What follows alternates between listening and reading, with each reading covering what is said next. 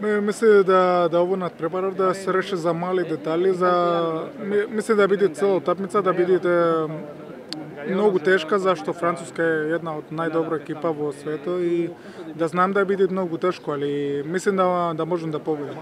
За нас е многу добро и многу важно, али знам дека играм со една од најдобра екипа од цело свето, да ја бија на многу финали, на многу полуфинали и знам да биде многу тешко, зашто Француска играат еден стил многу тешко за нас. Мислам да они си многу јаки во обрана и иман еден од најдобри голмани во светот и биде тешко.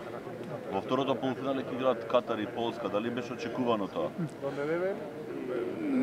Ми не знам, за нас е исто, ми само мислам сега за Француска да добијат полуфинали и после да видим ако добиме будеме во финале да видиме.